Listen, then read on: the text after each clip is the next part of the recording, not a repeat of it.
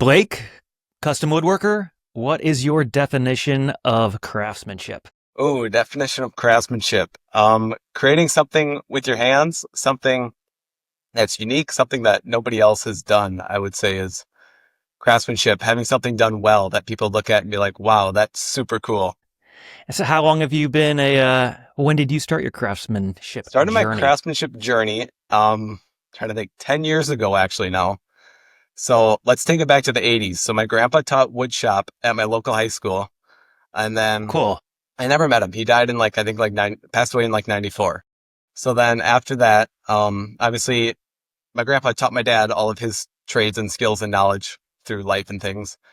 So then my dad has a bunch of rental properties down in our town here, and working on houses with him, he taught me how to use power tools, taught me like framing houses. We've added stories on houses, everything. He taught me a lot of that woodworking side of things. And then in high school, I took woods in high school and I just fell in love with it. And my shop teacher was like, well, it's kind of hard to start a business with this. It's not really a good market for it. And I'm kind of the type of guy that says, if you're going to tell me no, I'm just going to go do it and try to prove him wrong, not in a bad way or anything, but I'm like, all right, let's try this out. So I started it as, It lit a fire. yeah, I started it as like a side business senior year of high school. And I just kept doing it through college because I went to school here in Eau Claire, and then kept doing it just on the side as I was working my 9 to 5 jobs. And then I was able to leave my 9 to 5 this past November and started doing this full time. Yeah. Nice. So you had started the business, but it was part time Yeah. at first. Part time for the first Okay. like 9 years. Yeah. Wow. Well, you had some time then to build up some clientele and really have a good foundation when you quit your Yeah. job. Get a good foundation, get my name out there in the community. And yeah, I think that's the biggest thing. Oh, and what did you do to get your name out in the community? I guess just like word of mouth is huge. Yeah, word of mouth, social media, and just being in the community, being at craft shows, being at farmers markets and things, getting my name out there and just letting the people know who I am. Nice. Yeah. It seems like you've yeah, your craft has really developed over the years. As I was looking through your Instagram. Yeah. Thank you. And how long ago was it that you went off on your own? I remember there was a post where you're around I think a live edge tabletop or something. Yeah. Just, went off like on my own, like full time, you're saying? Yeah. Yeah. Back in November, it would have been this past November in 2024. Oh, that's right. Yeah. Nice. So pretty cool. So how has it been since that? What's your experience been? It's been good. It's been really hard, obviously, because I don't have a 9 to 5 to fall back on or anything like that. I got married about a year ago, and I was planning on taking this leap. I wanted to forever. And then my wife was just like, why not do it? Just go do it. She had a ton of confidence in me, which is super awesome. She's amazing. And just, yeah, just having that support from her and having support from my family and was just been huge. Yeah. Well, what's been the like kind of the biggest struggle since you've gone full time? Like what's the biggest hurdle you've had to overcome? Yeah, I guess the biggest hurdle, just trying to keep up with the business. There's always stuff to do around the clock. You're working 24 hours. Obviously, they say, oh, you run your own business, you could choose your own hours. That's not really the case. I feel like when you're first starting out, you're just kind of going with the flow. Whenever something pops up, you just kind of act on it and go for it. But it's all really good. There's a lot of stress, but it's all really good stress. So How are you able to kind of balance your personal time with the business? yeah, obviously. Or have you yet? No, for sure. I've definitely been able to balance it a little bit better. Just creating boundaries and things for clients and for myself. And when it's time to be with the wife, when it's time to be with the business or be with the family or things like that. So just creating that time. What kind of boundaries? I don't know. Just obviously date nights and stuff with the wife. Obviously we try to do those once or twice a week. So keeping those standard and making sure that those are priority versus the business and things, because the business will always be here for now. And Yeah. the projects will always be here. I can always come in earlier and work on them and things like that. So So do you ever set yourself a schedule where you say at this point in time I cut off all business thinking and try to get back to home life, or is it just when you've got those scheduled date nights and that scheduled time for yourself? there's always stuff running in my brain. I'm like on a date or something, I'll be thinking about this chair, like, oh, could I do this joint differently? But I'm not going to say that on the date night or something as we're out to dinner. It's just funny. My brain's always thinking of stuff, but I'm always, yeah, I always make it work out. So it's good. Yeah. Yeah. Well, it seems like you're coming up with some pretty neat designs. That side table recently, the round top with Yeah. the tell me about that. Yeah. That was a different, unique design. I always wanted, when I first started my business, I started doing a lot of cutting boards and things like that. And just, yeah, obviously cutting boards are great, but I was kind of just sick of making them for the last how many years. So I was like, I want to Right. add some furniture to my website because I got a brand new website this year. I want to add some furniture pieces and just create a line of furniture. That's kind of like my goal here. So I was like, what can Okay. I do first? What does everybody need? A side table would be super easy, pretty.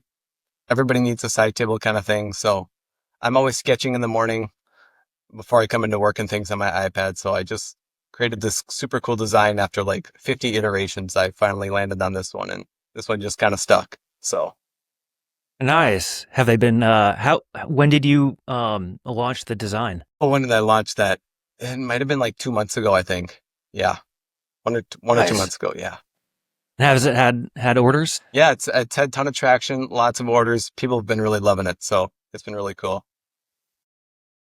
That's very cool. So your goal is to have a line of furniture. Is it going to be like short runs, or are you going to create a full line that's going to end up with a production shop and cranking it out, or is it going to be, I build 10 of these and 15 of those, and when they're gone, they're gone? No, Or I definitely want to create, obviously keep the products going. So just creating things that people can buy from time to time, like down the road. I want to keep making these timber stand side tables and keep making this new chair I'm creating. And yeah, just having a line that people can purchase that'll last the test of time. yeah, yeah. Well, I mean, on that note, I noticed you got a new employee, Yeah. Mister I've CNC. had the CNC for a while. Yes, for sure. How's that improved your production That's improved it capabilities? tremendously. It's crazy with the amount of things. It's like customer will come to me for a custom sign or something. I'll be like, oh, I can just do this on the CNC. It'll take like 5 minutes. So that's Yeah. helped out tremendously and just designing things on the computer. So before I went full time with this, I was an engineer. So I did a lot of CAD software on the computer and things like that. So I knew SolidWorks, I knew Fusion 360. And yeah, it was just super easy to CAD stuff up and send it to the CNC. It took about a week to learn. So What kind of engineer? I was a packaging engineer for a little bit and then a product engineer. Oh, perfect fit, Yeah, right? pretty much. Yeah. Yeah. So, okay, packaging engineer. Are you then incorporating that into the way you're shipping your I products? have actually. Yeah, it's been crazy. A lot of obviously products I see that ship and I'm like, this is terrible packaging. I could have made this better. And just obviously having that knowledge and thinking of ways like, okay, how can I ship this timber stand out, this side table, and creating different foam entities to work around it and make sure it's safe in the packaging. So Yeah. yeah, Does it have like that? You open it up and there's this beautiful, kind of like a when you open your iPhone or for sure. an Apple product for your first time. Yeah, we try to have really nice foam inside. We have a little envelope that shows the card that the authentication card. That's the word I'm trying to say. So Uh-huh, we have that uh-huh. inside when people open up, they're like, "Oh wow, this thing is pretty cool." Yeah, Nice. Heck yeah. So where do you see the product lines going? I don't know where I see them going. I just want to get my name out there and create myself. Just create a high-end furniture line that people know me as. Oh wow, Blake makes this really cool furniture. I want to buy from him because I know his furniture is going to last a long time. It's going to fit great in my space, and style's really not gonna. It's not really not gonna go out of style. Yeah. Yeah. True craftsmanship Yeah, built to for sure, last. built to last. Yeah. Mm-hmm. Mm-hmm. And you've got neat designs. Thank you, thank you. Yeah, where do you have an inspiration that it comes from, or kind of where do you pull your design kind of concepts from? Yeah, I have a weird obsession with Nordic culture, with like Norwegian things. I'm like Really? 75% Norwegian. My mom's like 100%. So I'm a cross country skier as well. So if you cross country ski, you're part of a Nordic culture in a way.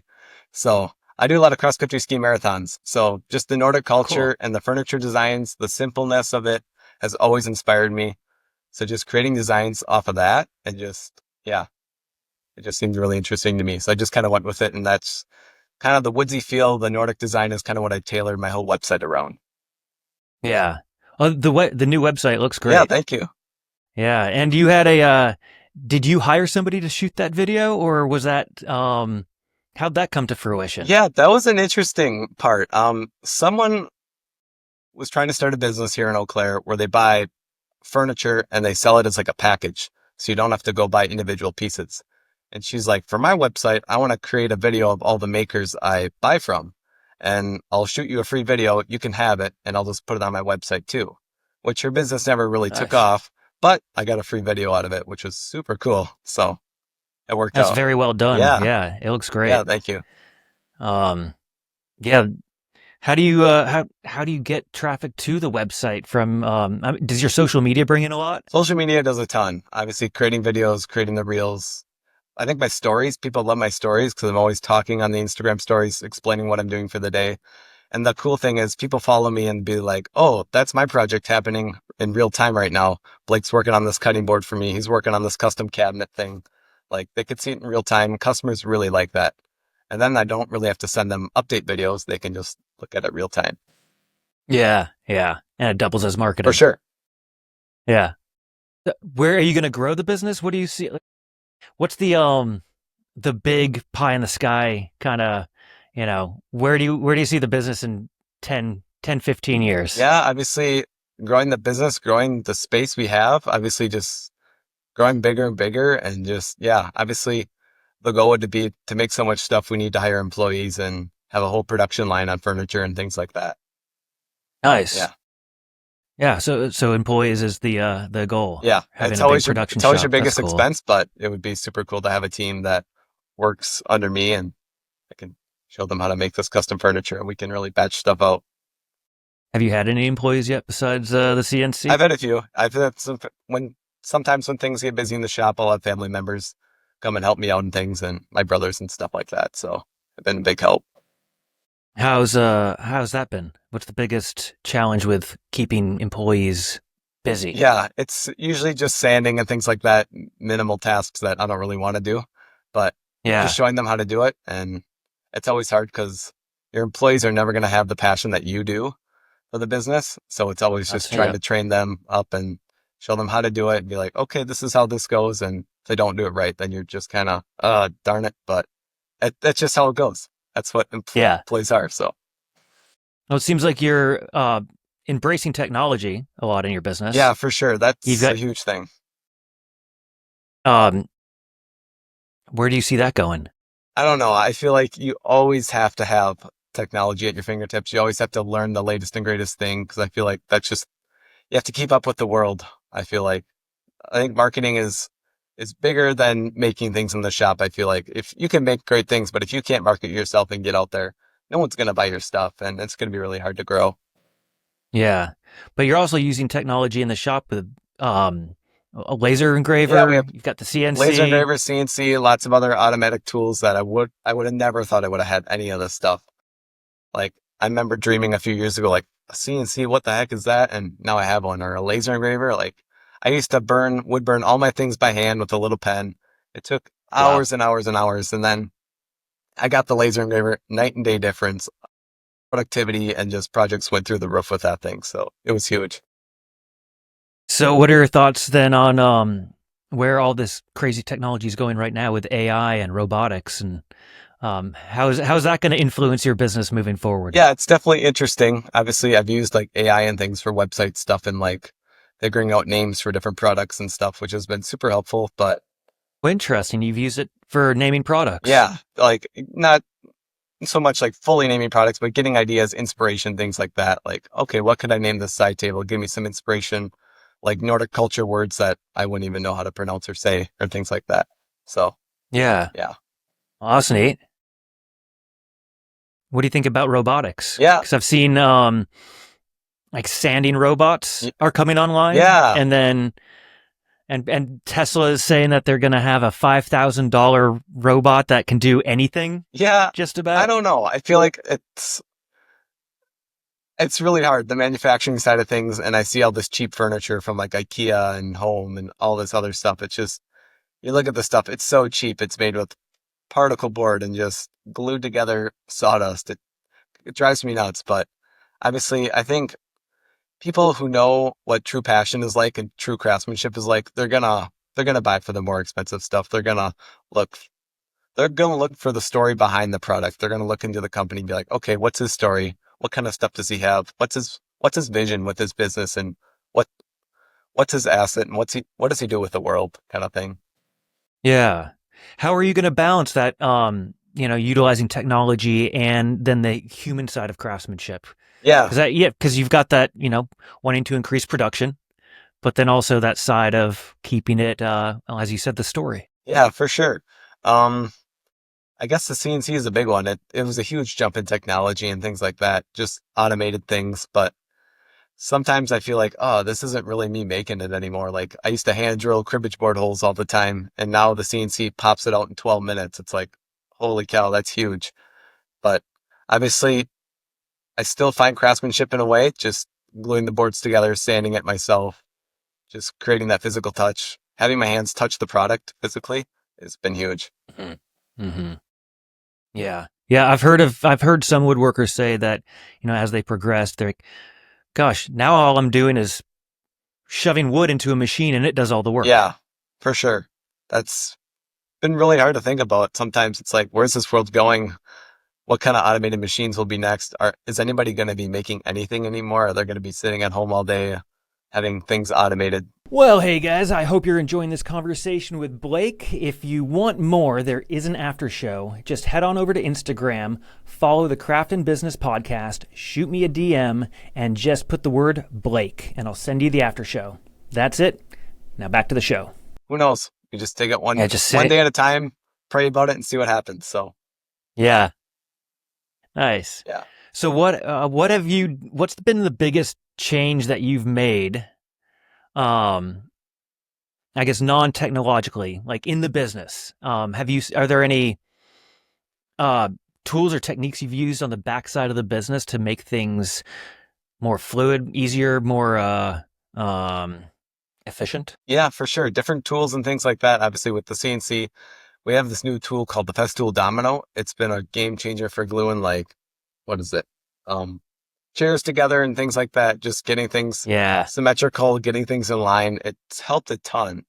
So that's been another game changer with like tools and stuff. On the other side of like change for the business, customer wise, obviously growing with your customer wise, getting back to them efficiently. A lot of customers are like, holy cow, you got back to me so fast. That's been amazing. So I think just getting back with them just before they can go anywhere else has been really big. How do you do that when you've got tools in your hands? Yeah. Obviously there's times when I don't have tools in my hands, but there's times when I do.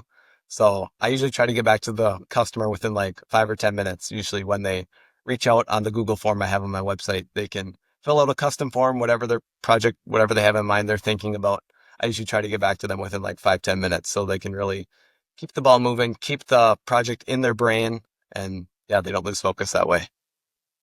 So you're taking on both custom work as well as the pre-designed products that you've Yeah, for sure. already created, right? Right now, about 80% of the business right now is just custom work with different Okay. products and projects people have that'll come to me. So that's been huge right now. And then slowly, I think we're going to transition over into the furniture side and custom things that we can batch out on the CNC.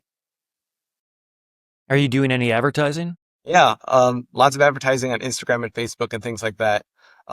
Advertising around my area, just word of mouth, going to different shows around the area, around the Midwest here. So So are you doing any paid ads on social media, or is it all organic? a lot of it's organic, a lot of it is paid ads too. So yeah, Okay. So what's that look? What kind of individuals are you targeting yeah, through your it's ads? been really interesting. The paid ads, I just started doing the paid ads this year, so it's been a little interesting trying to figure that out. Obviously, I want to. A lot of people are like, you got to try to know the algorithm and things like that with social media, which that's, I'm not a marketing expert, so that's always been really hard to try to figure that out. But Hmm. yeah, just figuring out the paid ads, figuring out just how that all works and things, and try to market the right people. Yeah. How do you learn that work, or how did you learn to create those ads? I guess it's just kind of just self-taught over the years. Obviously, my dad and lots of other people have taught me the craftsman side of things, working in the shop with all the tools. But I feel like it's on myself to try to market myself and try to get my name out there and figure out how I could do that, watch videos, read articles and things like that. How can you market yourself better is always the big goal, always the big task, and it takes a lot of effort. Yeah. And you were talking in-person stuff. What do you do for in-person kind of networking around the Yeah, a lot area? of trade shows, a lot of not trade shows, but like a lot of craft shows and things like that, selling my products and items and just going around to different events. They usually have a lot of different events here downtown, just networking events and things like that. So just getting with other people, getting my name out there has been huge. Being part of the Yeah, community. being a big part of the community is, I think that's what really makes you stand out. So besides going to these events, are you involved with any like local organizations? I used to be with a few woodworking organizations, things like that. I really want to get back into some more things. Yeah. At my wife's school, we just had a career day. So I was there with the kids, showing them what it's like being a woodworker. And they were asking me all sorts of fun questions. So it was really cool just to try Oh, to nice. get the younger generation into the woodworking because I feel like this is kind of like a dying art in a way. And a lot of kids aren't really getting into this kind of craft. Yeah, it seems like across all the trades. Yeah, for sure. Obviously, I went to a tech school here in Eau Claire. Okay. I wanted to go to a 4-year school, but ended up going to a tech school, and it was the best decision I ever made. Obviously, it's really affordable, and I feel like the trades are just up and coming. There's always a need for trades: plumber, electrician, mechanical designer, anything like that, engineer. So I feel like that's just a huge need in this community and country right now. So I feel like that's been huge. Yeah. Yeah. I mean, I was excited to find a young guy that's woodworking and building a business because it's most people are older than I am Yeah, for sure. with more gray hair than I've got. Yeah, All those the gray-haired people in their shops. Yeah. yeah, for sure. Uh, it's definitely interesting to see where it's going. Do you think there's a new interest kind of popping up in amongst the youth? I think there is. I think a lot of more people are starting to realize that, oh, there's a need for these trades. There's a need for these jobs and things like that. And you can make pretty good money doing it, being a welder, being a plumber, electrician. And I feel like a lot of kids are gravitating towards that too. Nice. Yeah, I feel like for a long time, especially as I was growing up, the messaging, in school and on regular media was you better work hard at school, go to college and get a degree, otherwise you might end up on a job site. Yeah. I think that's totally Where shifted like 180 now. I feel like it's like, oh, if you're on a job site, you're making really good money versus yeah, this other person who went to a 4-year school and paid all this money. It's like, okay, you're doing pretty well for yourself. yeah, things have definitely shifted. Yeah. Remember when I was first in the trades, it seemed like, the general contractor had all the power saying, you got to meet my number or I'm going to the next guy. Yeah, for sure. And now they're saying, will you please show up? Yeah, exactly. I totally agree. Now, do you do any custom work on houses or is it all furniture based? It's all furniture based. I'm not really going in like framing houses or anything like that. Um, yeah, I really just like to stick to the furniture based things and stick to the small craftsman side of things back here. Have you done any built-in furniture? A little bit, yes. I've done some benches and things like that for custom cabins up north here in Wisconsin. So things like that, breakfast nooks, little tables for tiny homes and things. So that's Hmm. been really fun to do. Are you still doing that work or are you shifting more towards the product side of No, things? if like stuff comes up like that, I'll definitely take on the work. It's super fun. I like to do it. So the custom tiny house I just did I think it was like a month ago. We went inside, did a nice bar top for the tiny house, and it was super cool because it's an Airbnb. So customers, or not customers, but people will see it every week they come in. So we have a little QR code on the side of the table that people could scan with their phone Oh, and be like, oh, that's Blake smart. made this. This is super cool. I know him. That's a great Yeah, idea. it's been really And they were fine with you having that QR code on the absolutely. Yeah, side. they were all for it. They were like, please do that. That sounds awesome. So, Have you done that with any other clients? a few other Airbnbs I've done stuff for, but yeah, that's been the main one. Do you put your QR code on any of the products that you send out? Not really. I don't know. I feel like I'm not going to do it on like high end furniture. I feel like just because Yeah, it's so nice. People don't want that on there. totally.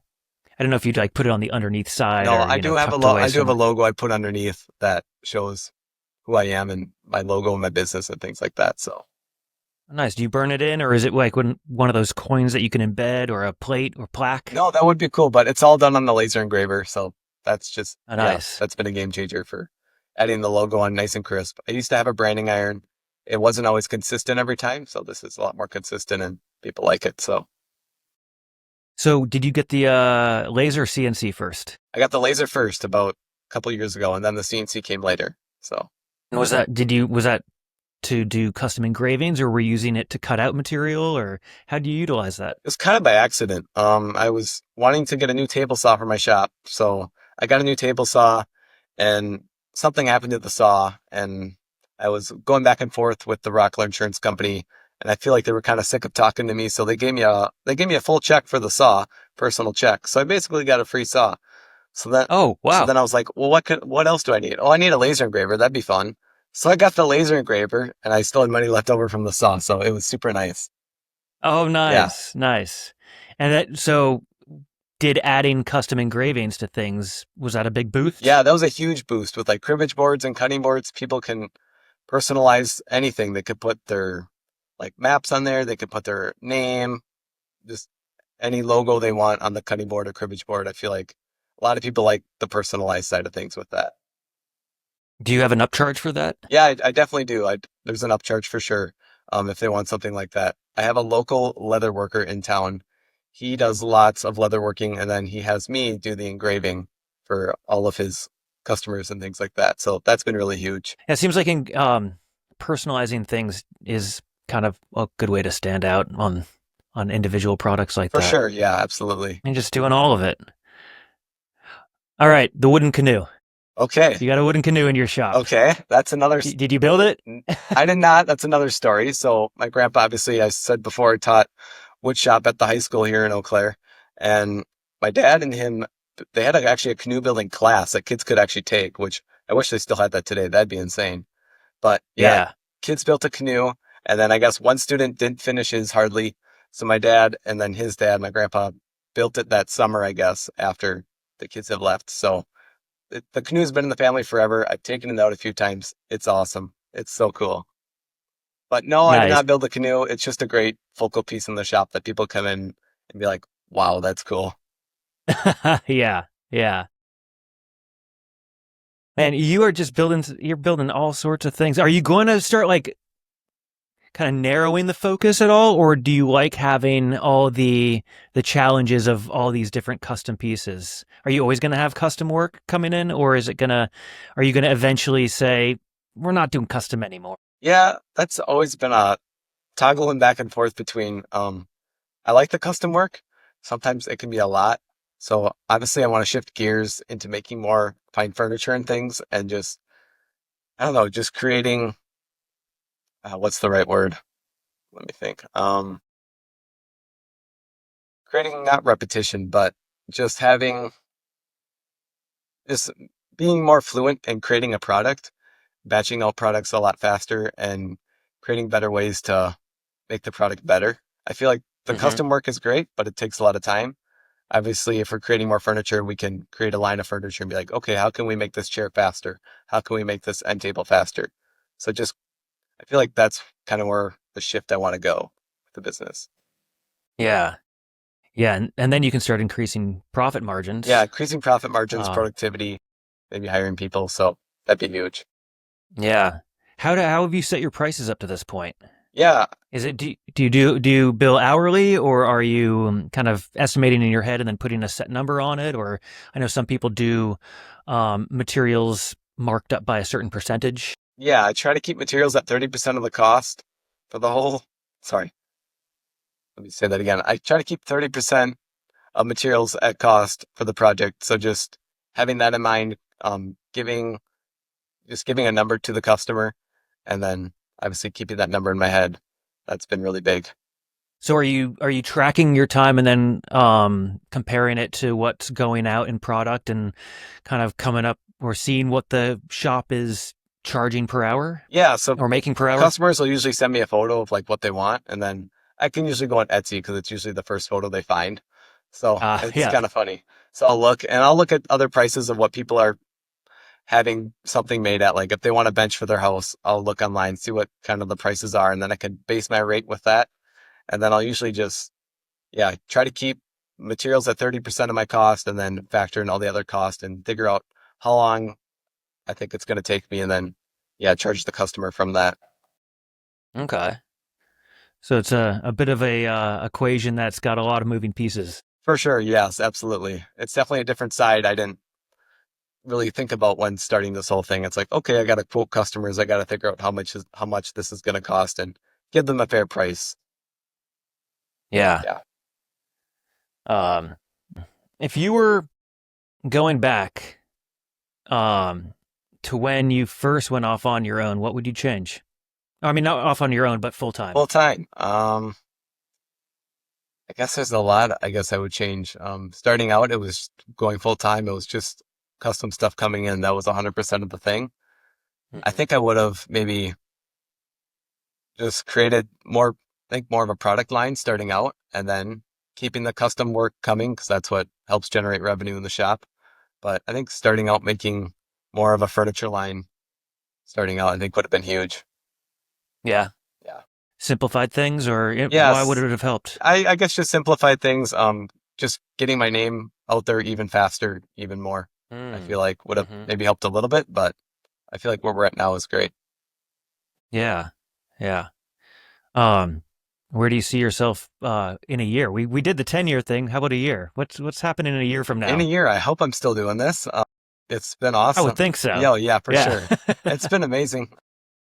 I don't know where I see myself in a year. I guess just wherever the Lord takes me, I guess, is where I guess we want to go. So, yeah, we'll see what happens. Hopefully, the custom orders will still be coming in.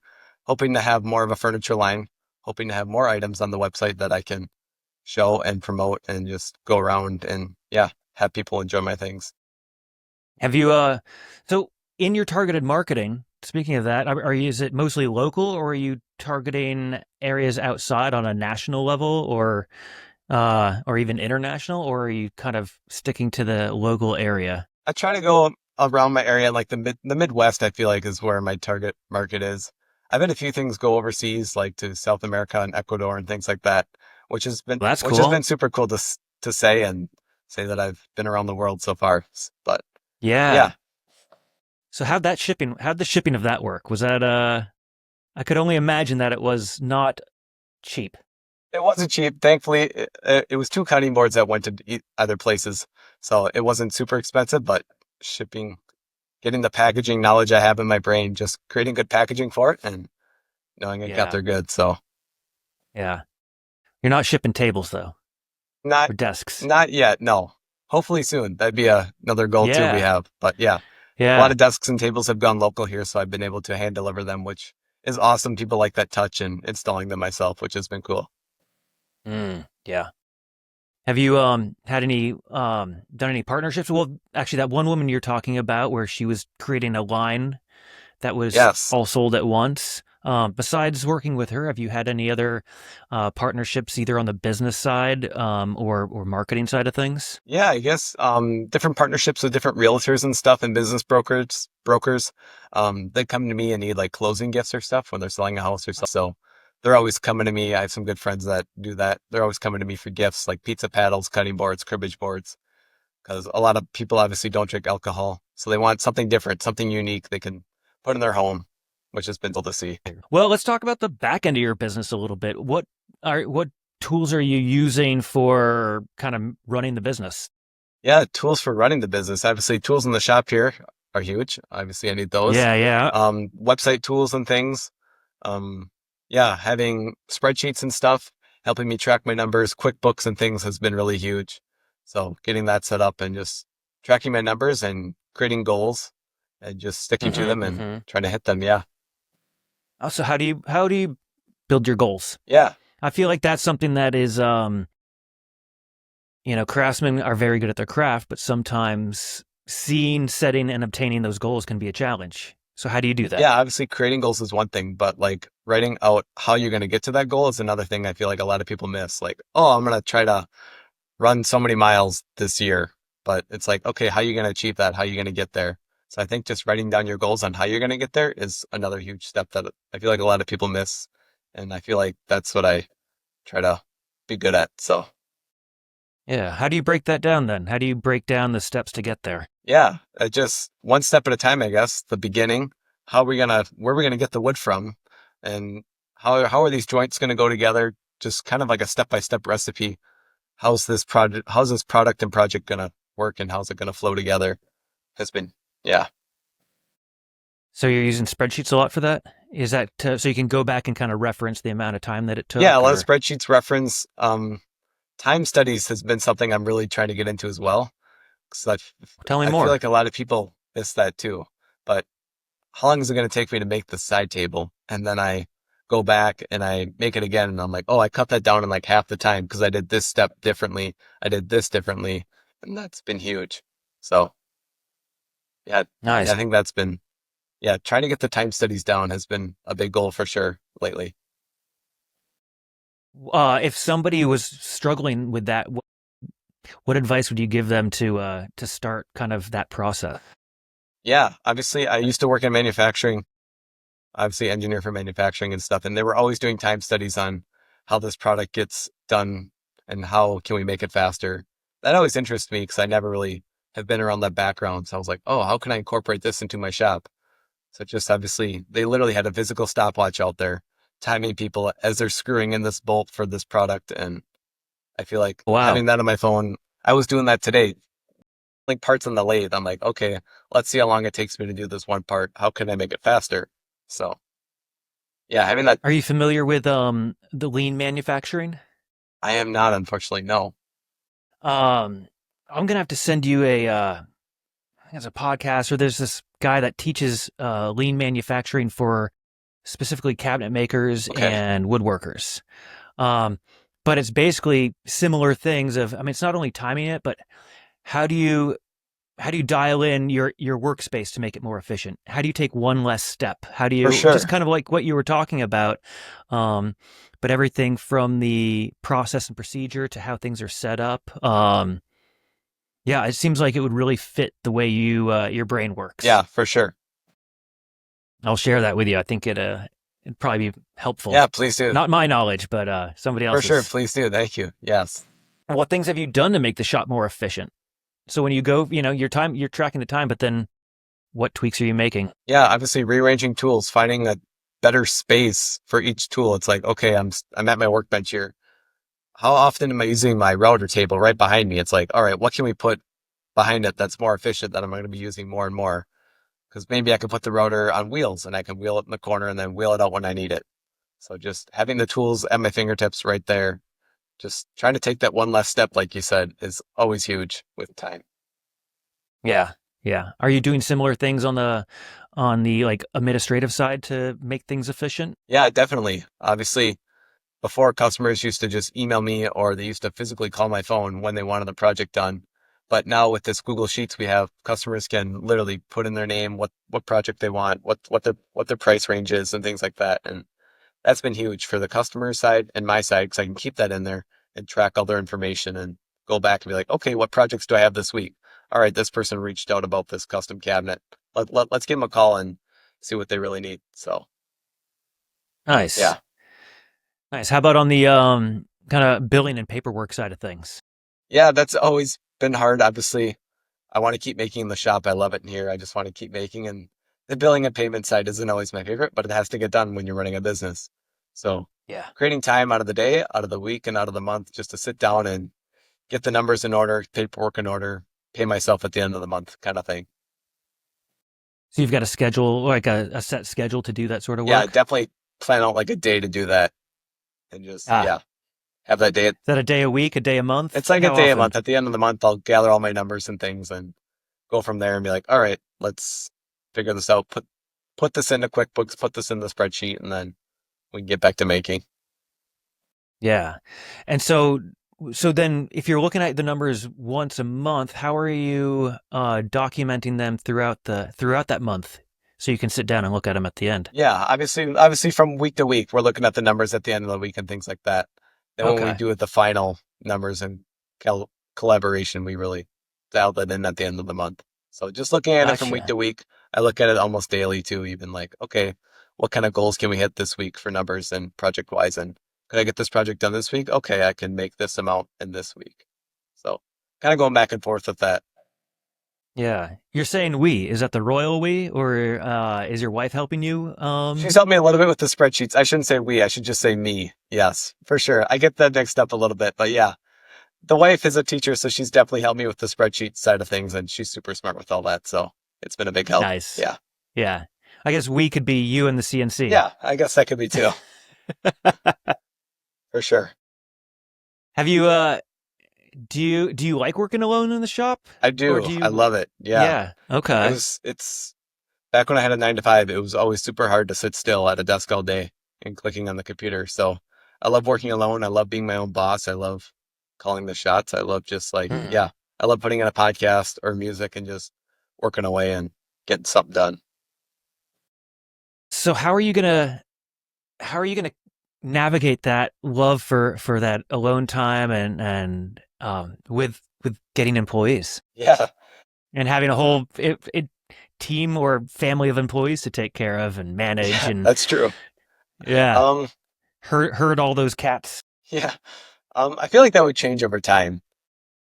It's great working alone. Sometimes it could be a little lonely. Sometimes when I'm working back here, long days, like if I'm putting in like a 16-hour day, like I did the other week, it was like, all right, it's kind of long. I need some people to talk to me. So sometimes I'll call a friend or something. But yeah, I think that'll change over time once I get into the more managerial side of things. Have you speaking of numbers, do you use an accountant or bookkeeper or do you do everything solo as of I do. now? I have really a good friend that's a tax guy, so he helps me with that. He helps me with my QuickBooks and things like that. So that's been a big Nice. game changer for this year with filing taxes and other things for self-employment can be kind of challenging. That and stuff I Yeah. don't really want to think about. I want to keep thinking about stuff in the shop and how I can grow this and leave that up to somebody else. Yeah. Yeah. How is your business set up? Is it a sole proprietorship, a LLC, an S Yeah, corp? it is an LLC. Yep. Okay, Yeah. nice. And then are you elected as a sole proprietor when you're paying taxes, or have you elected on the federal side as an S corp? I'm on the sole proprietor for sure. Yeah. Nice. And what made you decide to go that route? Uh, I don't know. I toyed between a bunch of different ideas, but I feel like the LLC just fit my brand and fit my name well. So I Hmm. felt like that was the best way to go when starting my business. Yeah. Do you think you'll change to a S corp election if when you start growing? Maybe, yeah, if I do some more research, I feel like, and talk to more people that are in that area and space and pick their brain, get their knowledge. And yeah, maybe that'd be something I could do down the road for sure. Taxes do get They expensive. do. Yeah. Absolutely. At a certain point, it's definitely worth the extra effort of yeah, balancing those two things out, the extra paperwork Yeah, and that extra money going out that for door. sure. Yeah. Cuz that's hard. Yeah. How do you and with money going out the door, I mean, I how do you plan for hard times? Yeah. There's obviously been some hard times, some lows and highs and lows. And yeah, just planning accordingly with like money and things and setting stuff aside, being like, okay, here's some money aside just in case we have a hard month or a hard week or something. So yeah, just putting money aside and just having a good budget is always huge. I feel like with even with your business, even with life and just, yeah, having a really solid budget. Yeah. Okay. So you guys are you've got solid budgets Yeah, down, we do.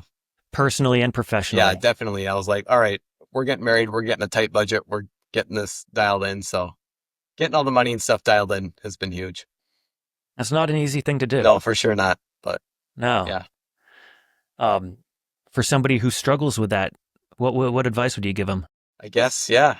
Obviously, if you struggle with that, get a budget. That's the first thing. Obviously, sit down. There's obviously a bunch of good apps out there that can help you with that. But yeah, if you're with, Do you use any apps for that no, or it's are all you just spreadsheet? just all Excel spreadsheets and things like that. Yeah, I guess if you're trying to get on a good budget, if you have a spouse, obviously you got to be equal yoked together with that and just knowing what you guys want to do with your money, what you guys want to do with your time, and how you're going to tithe your money if you're going down that route. So yeah, having good conversation and just yeah, it's been Yeah. big. Gonna get to the end of the show here. We've been going for 50 minutes just about. Nice. Um, if you were to give yourself or somebody else starting out, they haven't gone off on their own yet, but they're a skilled craftsman. Yeah. What's the number one most important piece of advice you would give them? Respect. You have to have respect for your customers. You have to respect in like time management. I feel like just respect is the big one because you have to be great talking to customers. The biggest one is you have to be excited about your product, you have to be excited about your brand. That's been super huge. And when customers come to me for a custom project and be like, I need this bench made for my cabin, you got to sound excited about it. Because when you're excited, they're going to be excited with you and be like, okay, Blake's gung ho about this bench he's going to make me. And yeah, he's going to really enjoy it. So they're going to be excited. They're going to love to watch the videos you post along the way. Yeah. Just being excited and having respect for the customers I think that's a big game changer, I feel like. Yeah, I think you're right. I think you're right. Well, ladies and gentlemen, Blake from Blake's Woodworking. That's your Instagram handle. Where else can people find you? Yeah. Facebook, my website, blakeswoodworking.com, Instagram. That's pretty much it right now. Is it Blake's.woodworking across the board or on Facebook? Yeah. Just Blake's Yeah, Woodworking? just Blake's Woodworking anywhere. Yeah. Excellent. Well, thanks for stopping by. I look forward to following along and seeing what you're up to, and maybe we'll get you back on the show. Absolutely. Thank you, Eric. I appreciate your time. This has been great. All right, everybody. Well, we'll see you in the next show, and we're gonna sign off now, and I'll see you guys next time. Well, hey, thanks for watching. I hope you enjoyed this episode with Blake. If you want more, click on this next episode. It's here or here. I still haven't figured this part out. One of these days I will. And don't forget about the head on over to Instagram if you want the after show, Craft and Business Podcast. Shoot me a DM and put in Blake. That's it, and see you in the next episode.